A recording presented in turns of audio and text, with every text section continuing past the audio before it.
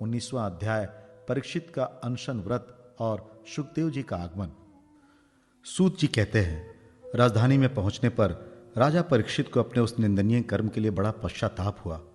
वे अत्यंत उदास हो गए और सोचने लगे, मैंने निरपराध एवं अपना तेज छिपाए हुए ब्राह्मण के साथ अनार्य पुरुषों के समान बड़ा नीच व्यवहार किया। ये बड़े खेद की बात है। अवश्य उन महात्मा के अपमान के फलस्वरूप शीघ्र से शीघ्र मुझ पर कोई घोर विपत्ति आएगी। मैं भी ऐसा ही चाहता हूं, क्योंकि उससे मेरे पाप का प्रायश्चित हो जाएगा और फिर कभी मैं ऐसा काम करने का दुस्साहस नहीं करूंगा। ब्राह्मणों की क्रोधाग्नि आज ही मेरे राज्य, सेना और भरे पूरे खजाने को जलाकर खाक कर दें, जिससे फिर कभी मुझ दुष्ट की ब्राह्मण, देवता और गौओं के प्रति ऐसी पाप बुद्धि ना हो। वे इस प्रकार चिंतन कर ही रहे थे कि उन्हें मालूम हुआ ऋषि कुमार के शाप से तक्षक मुझे डसेगा। उन्हें वो धधकती हुई आग के समान तक्षक का डसना बहुत भला मालूम हुआ। उन्होंने सोचा कि बहुत दिनों से मैं संसार में आसक्त हो रहा था, अब मुझे शीघ्र वैराग्य होने का कारण प्राप्त हो गया। वे इस लोक और परलोक के भोगों को तो पहले से ही तुच्छ और त्याज्य समझते थे। अब उनका स्वरूपतः त्याग करके भगवान श्री कृष्ण के चरण कमलों की सेवा को ही सर्वोपरि मानकर आमरण अनशन व्रत लेकर वे गंगा तट पर बैठ गए। गंगा जी का जल भगवान श्री कृष्ण के चरण कमलों का वो पराग लेकर प्रवाहित होता है, जो श्रीमती तुलसी की गंध से मिश्रित है। यही कारण है कि वे लोकपालों के सहित ऊपर नीचे समस्त लोगों को पवित्र करती हैं। कौन ऐसा मरणासन पुरुष होगा जो उनका सेवन न करेगा। इस प्रकार गंगा जी के तट पर आमरण अनशन का निश्चय करके उन्होंने समस्त आसक्तियों का परित्याग कर दिया और वे मुनियों का व्रत स्वीकार करके अनन्य भाव से श्री कृष्ण के चरण कमलों का ध्यान करने लगे। उस समय त्रिलोकी को पवित्र करने वाले बड़े बड़े महानुभाव ऋषि मुनि अपने शिष्यों के साथ वहां पधारे। संत जन प्रायः तीर्थ यात्रा के बहाने उन तीर्थ स्थानों को ही पवित्र करते हैं।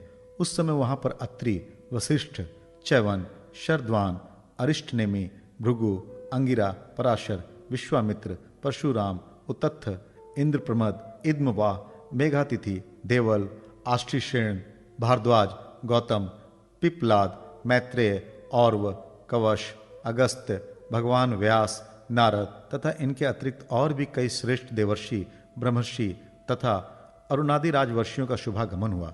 इस प्रकार विभिन्न गोत्रों के मुख्य मुख्य ऋषियों को एकत्र देखकर राजा ने सबका यथा योग्य सत्कार किया और उनके चरणों पर सिर रखकर उनकी वंदना की।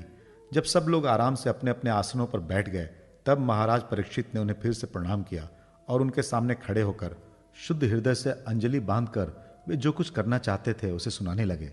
राजा परीक्षित ने कहा, अहो, समस्त राजाओं में हम धन्य हैं, धन्यतम हैं, क्योंकि अपने शील स्वभाव के कारण हम आप महापुरुषों की कृपा पात्र बन गए हैं। राजवंश के लोग प्रायः निंदित कर्म करने के कारण ब्राह्मणों के चरण धोवन से दूर पड़ जाते हैं। ये कितने खेद की बात है। मैं भी राजा ही हूँ। निरंतर देह गेह में आसक्त रहने के कारण मैं भी पाप रूप ही हो गया हूँ। इसी से स्वयं भगवान ही ब्राह्मण के शाप के रूप में मुझ पर कृपा करने के लिए पधारे हैं। यह शाप वैराग्य उत्पन्न करने वाला है, क्योंकि इस प्रकार के शाप से संसारासक्त पुरुष भयभीत होकर विरक्त हो जाया करते हैं। ब्राह्मणों, अब मैंने अपने चित्त को भगवान के चरणों में समर्पित कर दिया है। आप लोग और माँ गंगा जी शरणागत जानकर मुझ पर अनुग्रह करें। ब्राह्मण कुमार के शाप से प्रेरित कोई दूसरा कपट से तक्षक का रूप धरकर मुझे डस ले अथवा स्वयं तक्षक आकर डस ले, इसकी मुझे तनिक भी परवाह नहीं है। आप लोग कृपा करके भगवान की रसमयी लीलाओं का गायन करें। मैं आप ब्राह्मणों के चरणों में प्रणाम करके पुनः यही प्रार्थना करता हूँ कि मुझे कर्मवश चाहे जिस योनि में जन्म लेना पड़े, भगवान श्री कृष्ण के चरणों में मेरा अनुराग हो, उनके चरणाश्रित महात्माओं से विशेष प्रीति हो और जगत के समस्त प्राणियों के प्रति मेरी एक सी मैत्री रहे, ऐसा आप आशीर्वाद दीजिए। महाराज परीक्षित परम धीर थे। वे ऐसा दृढ़ निश्चय करके गंगा जी के दक्षिण तट पर पूर्वाग्र कुशों के आसन पर उत्तरमुख होकर बैठ गए। राजकाज का भार तो उन्होंने पहले ही अपने पुत्र जन्मेजय को सौंप दिया था। पृथ्वी के एक छत्र सम्राट परीक्षित जब इस प्रकार आमरण अनशन का निश्चय करके बैठ गए, तब आकाश में स्थित देवता लोग बड़े आनंद से उनकी प्रशंसा करते हुए वहां पृथ्वी पर पुष्पों की वर्षा करने लगे तथा उनके नगारे बार बार बजने लगे। सभी उपस्थित महर्षियों ने परीक्षित के निश्चय की प्रशंसा की और साधु साधु कहकर उनका अनुमोदन किया। ऋषि लोग तो स्वभाव से ही लोगों पर अनुग्रह की वर्षा करते रहते हैं। यही नहीं, उनकी सारी शक्ति लोक पर कृपा करने के लिए ही होती है। उन लोगों ने भगवान श्री कृष्ण के गुणों से प्रभावित परीक्षित के प्रति उनके अनुरूप वचन कहे। राजर्षि शिरोमणे, भगवान श्री कृष्ण के सेवक और अनुयायी आप पांडुवंशियों के लिए यह कोई आश्चर्य की बात नहीं है, क्योंकि आप लोगों ने भगवान की सन्निधि प्राप्त करने की आकांक्षा से उस राज सिंहासन का एक क्षण में ही परित्याग कर दिया, जिसकी सेवा बड़े बड़े राजा अपने मुकुटों से करते थे।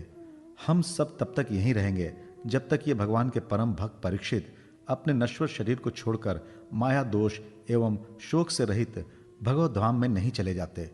ऋषियों के वचन बड़े ही मधुर, गंभीर, सत्य एवं समता से युक्त थे। उन्हें सुनकर राजा परीक्षित ने उन योग युक्त मुनियों का अभिनंदन किया और भगवान के मनोहर चरित्र सुनने की इच्छा से ऋषियों से प्रार्थना की, महात्माओं, आप सभी ओर से यहाँ पधारे हैं। आप सत्य लोक में रहने वाले मूर्तिमान वेदों के समान हैं। आप लोगों का दूसरों पर अनुग्रह करने के अतिरिक्त जो आपका सहज स्वभाव है, इस लोक या परलोक में और कोई स्वार्थ नहीं है। विप्रवरों, आप लोगों पर पूर्ण विश्वास करके मैं अपने कर्तव्य के संबंध में ये पूछने योग्य प्रश्न करता हूँ। आप सभी विद्वान परस्पर विचार करके बतलाइए कि सबके लिए, सब अवस्थाओं में और विशेष करके थोड़े ही समय में मरने वाले पुरुषों के लिए अंतःकरण और शरीर से करने योग्य विशुद्ध कर्म कौन सा है। उसी समय पृथ्वी पर स्वेच्छा से विचरण करते हुए किसी की कोई अपेक्षा न रखने वाला व्यास नंदन भगवान श्री सुखदेव जी महाराज वहां प्रकट हो गए। वे वर्ण अथवा आश्रम के बाह्य चिन्हों से रहित एवं आत्मानुभूति में संतुष्ट थे। बच्चों और स्त्रियों ने उन्हें घेर रखा था। उनका वेश अवधूत का था। 16 वर्ष की अवस्था थी। चरण, हाथ, जंघा, भुजाएं, कंधे, कपोल और अन्य सब अंग अत्यंत सुकुमार थे। नेत्र बड़े बड़े और मनोहर थे। नासिका कुछ ऊंची थी, कान बराबर थे, सुंदर भवें थी। इनसे मुख बड़ा ही शोभायमान हो रहा था। गला तो मानो सुंदर शंख ही था। हंसली ढकी हुई, छाती चौड़ी और उभरी हुई, नाभि भंवर के समान गहरी तथा उदर बड़ा ही सुंदर त्रिवली से युक्त था। लंबी लंबी भुजाएं थी। मुख पर घुंघराले बाल बिखरे हुए थे। इस दिगंबर वेश में वे श्वेत देवताओं के समान तेजस्वी जान पड़ते थे। श्याम रंग था। चित्त को चुराने वाली भरी जवानी थी। वे शरीर की छटा और मधुर मुस्कान से स्त्रियों को सदा ही मनोहर जान पड़ते थे। यद्यपि उन्होंने अपने तेज को छिपा रखा था, फिर भी उनके लक्षण जानने वाले मुनियों ने उन्हें पहचान लिया और वे सब के सब अपने अपने आसन छोड़कर उनके सम्मान के लिए उठ खड़े हुए। राजा परीक्षित ने अतिथि रूप से पधारे हुए श्री सुखदेव जी को सर झुकाकर प्रणाम किया और उनकी पूजा की। उनके स्वरूप को ना जानने वाले बच्चे और स्त्रियां उनकी ये महिमा देखकर वहां से लौट गए। सबके द्वारा सम्मानित होकर श्री सुखदेव जी श्रेष्ठ आसन पर विराजमान हुए। ग्रह, नक्षत्र और तारों से घिरे हुए चंद्रमा के समान ब्रह्मर्षि, देवर्षि और राजर्षियों के समूह से आवृत श्री सुखदेव जी अत्यंत शोभायमान हुए। वास्तव में वे महात्माओं के भी आदरणीय थे। जब प्रखर बुद्धि श्री सुखदेव जी शांत भाव से बैठ गए, तब भगवान के परम भक्त परीक्षित ने उनके समीप आकर और चरणों पर सिर रखकर प्रणाम किया। फिर खड़े होकर हाथ जोड़कर नमस्कार किया। उसके पश्चात बड़ी मधुर वाणी से उनसे ये पूछा। परीक्षित ने कहा, ब्रह्म स्वरूप भगवान, आज हम बड़ भागी हुए, क्योंकि अपराधी क्षत्रिय होने पर भी हमें संत समागम का अधिकारी समझा गया। आज कृपा पूर्वक अतिथि रूप से पधार कर आपने हमें तीर्थ के तुल्य पवित्र बना दिया। आप जैसे महात्माओं के स्मरण मात्र से ही गृहस्थों के घर तत्काल पवित्र हो जाते हैं। फिर दर्शन, स्पर्श, पाद प्रक्षालन और आसन दान आदि का सुअवसर मिलने पर तो कहना ही क्या है। महायोगिन जैसे भगवान विष्णु के सामने दैत्य लोग नहीं ठहरते, वैसे ही आपकी सन्निधि से बड़े बड़े पाप भी तुरंत नष्ट हो जाते हैं। अवश्य पांडवों के सुहृद भगवान श्री कृष्ण मुझ पर अत्यंत प्रसन्न हैं। उन्होंने अपने फुफेरे भाइयों की प्रसन्नता के लिए उन्हीं के कुल में उत्पन्न हुए मेरे साथ भी अपनेपन का व्यवहार किया है। भगवान श्री कृष्ण की कृपा ना होती तो आप सरीखे एकांत वनवासी अव्यक्त गति परम सिद्ध पुरुष स्वयं पधार कर इस मृत्यु के समय हम जैसे प्राकृत मनुष्यों को क्यों दर्शन देते। आप योगियों के परम गुरु हैं, इसलिए मैं आपसे परम सिद्धि के स्वरूप और साधन के संबंध में प्रश्न कर रहा हूं। जो पुरुष सर्वथा मरणासन्न है, उसको क्या करना चाहिए? भगवान, साथ ही यह भी बतलाइए कि मनुष्य मात्र को क्या करना चाहिए। वे किसका श्रवण, किसका जप, किसका स्मरण और किसका भजन करें तथा किसका त्याग करें। भगवत स्वरूप मुनिवर, आपका दर्शन अत्यंत दुर्लभ है, क्योंकि जितनी देर एक गाय दुही जाती है, गृहस्थों के घर पर उतनी देर भी तो आप नहीं ठहरते। सूत जी कहते हैं, जब राजा ने बड़ी ही मधुर वाणी में इस प्रकार संभाषण एवं प्रश्न किए, तब समस्त धर्मों के मर्मज्ञ व्यास नंदन भगवान श्री सुखदेव जी उनका उत्तर देने लगे। इति प्रथम स्कंद समाप्त। हरि ओम तत्सत।